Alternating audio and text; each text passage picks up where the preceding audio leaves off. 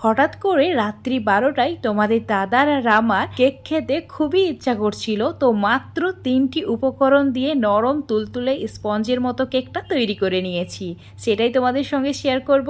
তো আমি প্রথমে একটা প্রেসার কুকার নিয়েছি, তার মধ্যে একটা বাটার পেপার দিয়ে দিলাম।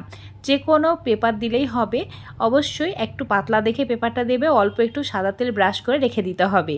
এবার আমি নিয়েছি ওরিও বিস্কুট, আমার কাছে ওরিও বিস্কুট ছিল, তোমরা যে কোনো বিস্কুট দিয়ে কেকটা তৈরি করতে পারো, পছন্দ মতো এখানে বিস্কুটটা নিয়ে নেবে। বিস্কুটগুলো যদি নরমও হয় তাহলেও কোনো সমস্যা হবে না। মিক্সার জারের মধ্যে বিস্কুটের টুকরোগুলো বা বিস্কুটগুলোকে নিয়ে নিতে হবে, তারপর ভালো করে গুঁড়ো করে নিতে হবে। একদম ভালোভাবে আমি গুঁড়ো করে নিয়েছি, কোনো মোটা অংশ নেই।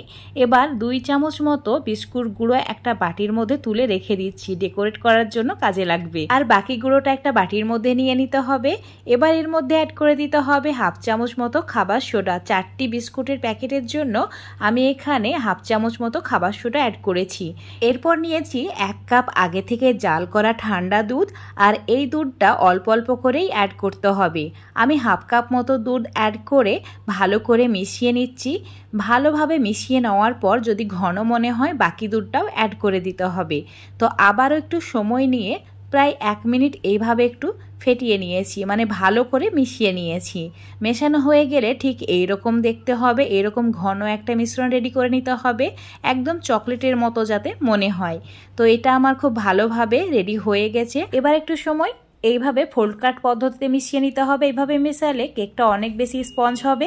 আমি 20 সেকেন্ড মতো মিশিয়ে নিয়েছিলাম। তারপর আগে থেকে যে প্রেসার কুকারটা তেল মাখিয়ে রেডি করে রেখেছি তার মধ্যে এই মিশ্রণটা অ্যাড করে দিচ্ছি। আর এই সময় অবশ্যই চুলোর ওপর মিডিয়াম টু হাই ফ্লেমে একটা তাওয়া গরম করার জন্য বসিয়ে দিতে হবে।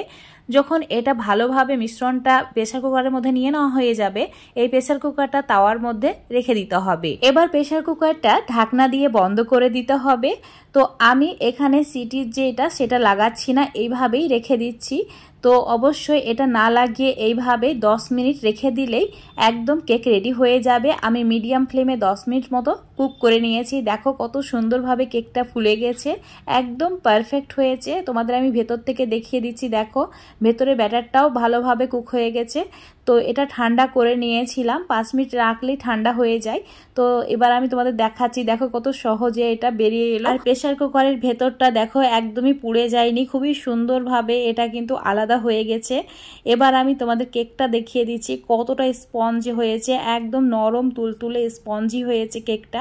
এটা মানে এইরকম ভাবেও খেয়ে নেওয়া যায়, আর এটা খেতে সত্যি বন্ধুরা খুবই টেস্টি। এবার উপর থেকে অল্প একটু চকলেট সিরাপ অ্যাড করে দিয়েছি। তোমরা যে কোনো চকলেট মেল্ট করে এভাবে অ্যাড করে দেবে, তাহলে দেখতে খুবই লোভনীয় লাগবে।